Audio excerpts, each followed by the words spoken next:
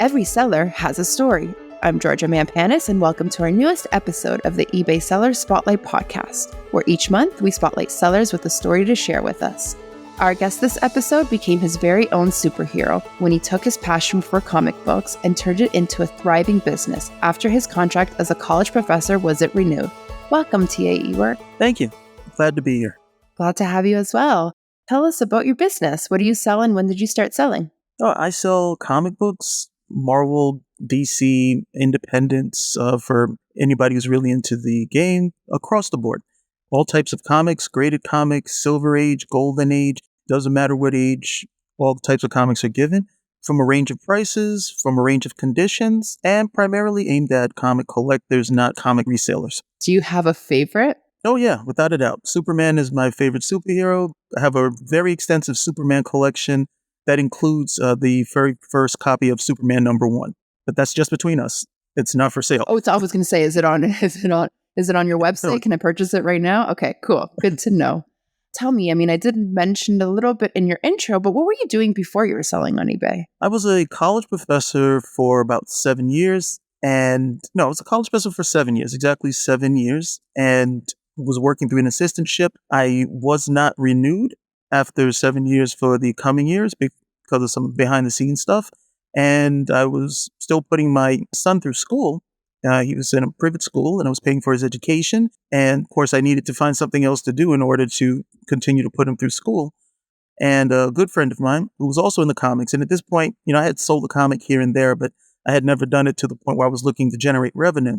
He came and he gave me a long box of his comics. I bought it from him for $100. And he says, why don't you sell these? And maybe that'll tide you over until you can find something else. And about 3 months later, I realized that the comics I was selling were actually producing the revenue that I needed to continue to put my son through school. So I went into it whole hog, and it is now, how many years? I believe it's almost about 7 years later. It's about 7 years later. I'm still at it. I was able to start it off pretty small, and I've expanded my business, as someone said, using their words, exponentially, and I'm having a great time doing it. What was your first ever experience with a comic book? Man, that's a long time ago. It was probably my mom, and she gave me them to read. Man, it was such a long time ago. I'm pretty certain it was my mother giving me comic books to read, and then my uncle had a beautiful comic collection of amazing Spider-Man comics that he was kind enough to let me read when I was a kid, so long as I didn't mess them up. That's my earliest experience with them. One of those two is the first one. First ever experience with a big stack of them that you're able to sell was through a box from your friend. Now, how do you source your inventory now? Where are you getting all these cool issues?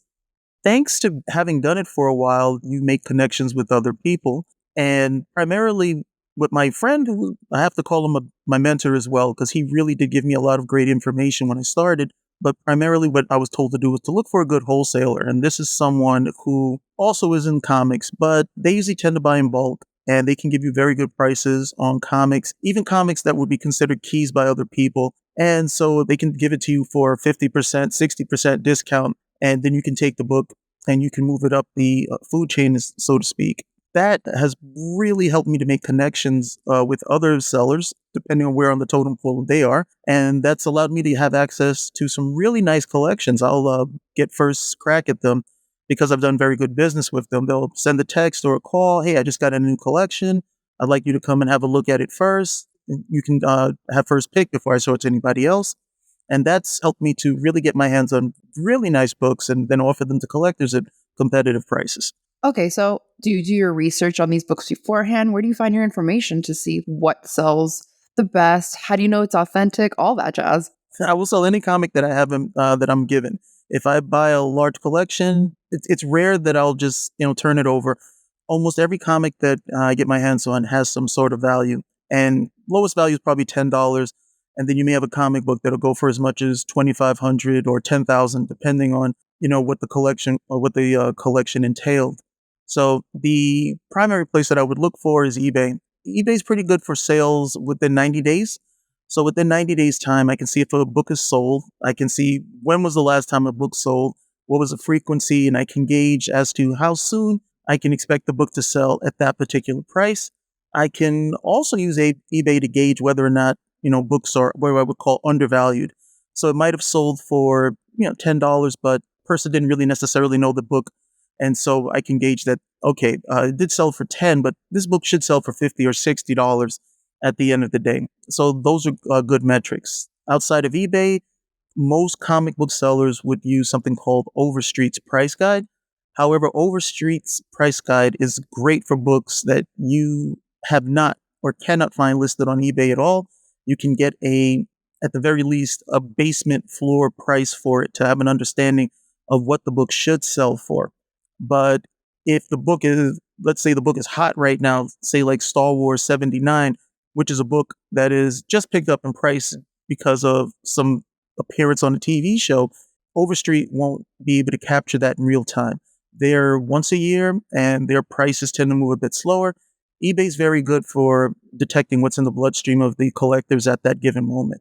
As I announced earlier, we have officially launched the Up and Running Grant Program. It's back. So, TA, I know you did apply for it back in 2020. So can you tell us what you were looking to do with the money to help grow your business? I was looking to be able to buy high-end comics without having to go into my own pocket and come up with the money.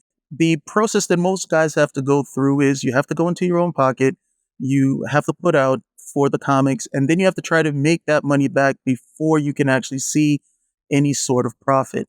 The idea of having the grant would be, okay, great. I could actually not have to go into my own resources in order to buy the books right away, and I would have cash on hand to buy some of the higher end books that I may not have because I just bought a collection. And then doing that, I could sell them. And since that money was not necessarily coming out of the pocket at the point, I could build a collection up and offer more high-end books to collectors. That was the primary thing I was looking at. I was also hoping to have some residual from that at the end of the day to start doing my own comic shows, which is something that we're definitely looking forward to happening this year. So it's been 2 years since you did win the grant. So were you able to purchase some of these amazing collections you speak of? What else were you able to do with the money? Well, yes. I don't want to give too much away, but if you can walk into a comic store with $1,000, you can pretty much buy the store half the time because a lot of the stuff is there waiting for somebody to make a suitable offer. So I was able to go in, buy a lot of books, and buy them from people who I knew usually had good stuff, and thereby make better connections with that person.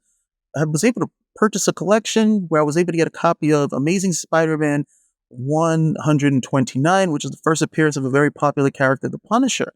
Now, the book that I bought was in very good collection, and I ended up selling it.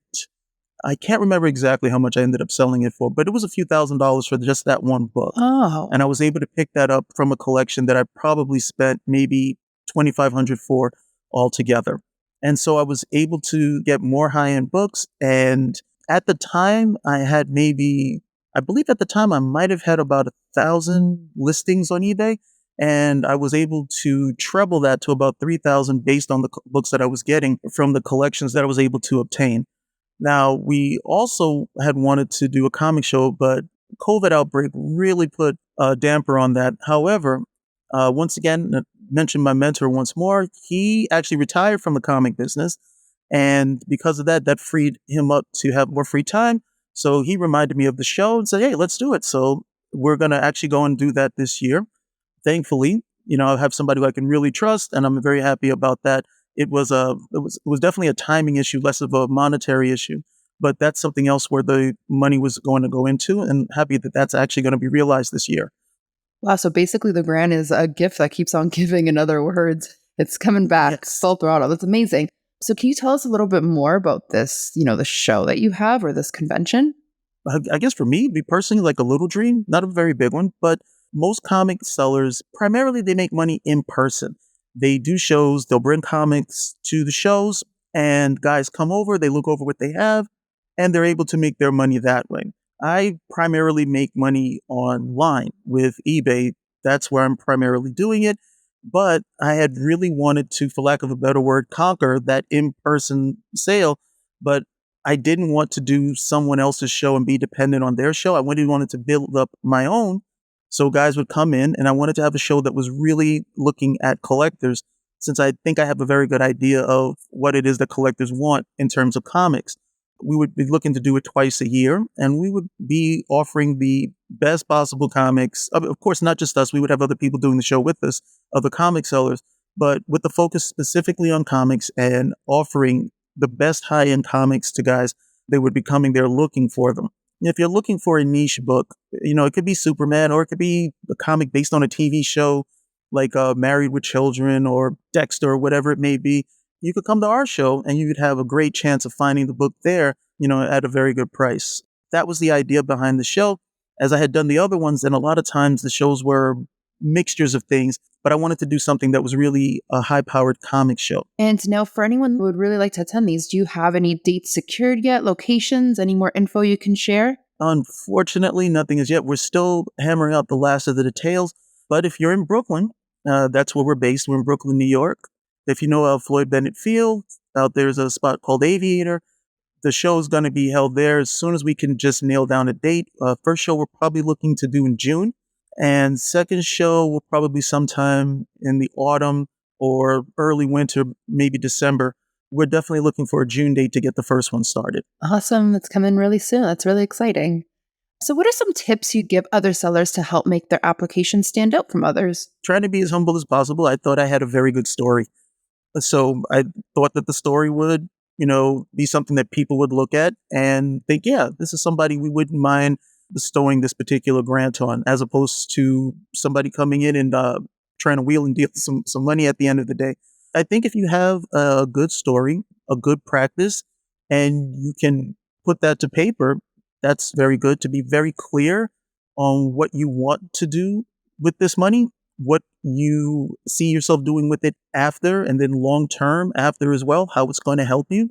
Those are things that I think go very far in terms of filling out the application and being successful and being a recipient of it. There are also growth resources. Were you able to put those into action for your business? Some, yes, but I'll be very honest. It took off so quickly, I didn't need them.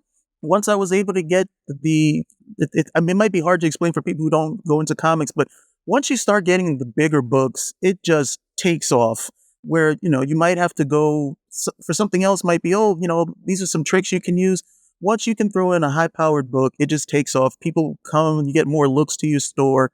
You can start selling other stuff. People may come in, they didn't find the book that they wanted, but they found something else. You can put more listings up. It literally took off. It was like a horse just ran out the barn, and I was just holding on for dear life. It was great.